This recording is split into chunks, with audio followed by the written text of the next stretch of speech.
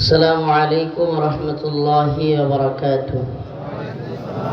হাসিনা নামের একটা পুতুল 1975-এ শেখ মুজিবকে মারার পরে 6 বছর ভারতের ভিতরে রাইখা রয়ের মাধ্যমে, ভারতীয় গোয়েন্দা সংস্থার শীর্ষদের মাধ্যমে তাকে লেখায়া পড়ায়া ট্রেনিং দিয়া একেবারে মাস্টার প্ল্যান কইরা তাকে একটা প্রোডাক্ট বানাইছে। প্রোডাক্ট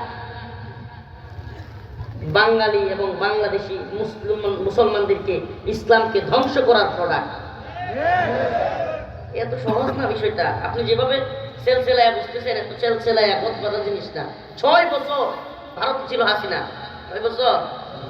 এই 6 বছরে র সহ ভারতীয় গোয়েন্দা সংস্থার শীর্ষ কর্মকর্তারা তার ব্রেনটাকে ইসলামের বিরুদ্ধে ওয়াশ করেছে। ওয়াশ। এই 16 বছর আপনারা দেখেছেন ইসলামপন্থীদেরকে কি পরিমাণ নির্যাতন হাসিনা করেছে।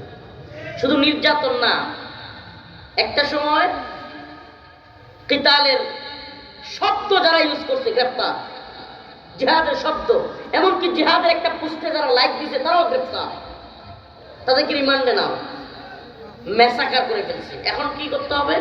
এখন তো আর জিহাদ করার মতো, জিহাদের কথা বলবার মতো কেউ নাই। এখন কি করা যায়? এখন হলো যারা বাংলাদেশেও ভারতের বিরুদ্ধে কথা বলে কিংবা আওয়ামী লীগের বিরুদ্ধে কথা বলে, সেটা জামাত হোক, এদেরকে ধরো একেবারে পুঙ্গু, রাজাকার, এটা সেটা বইলা মেসাকা, পুঙ্গু। এরপরে হইলো হেফাজত নামে আরেকটা দল আছে, যেটাও মাঝে মাঝে ইসলামের নামে হাক ডাক দেয়, এদেরকে ধরো। আপনি আমার কথাগুলো শুনতেছেন, এটা একটা ধারাবাহিকতা, বাস্তবতা আছে না নাই? এটা একটা ধারাবাহিকতা। হেফাজতকে ধরো, ধরছে সব আলেমদেরকে। এক পর্যায়ে অবস্থা এমন হয়েছে, এখন যে আলেমই আছে সব সরকারের ছাত্রটা।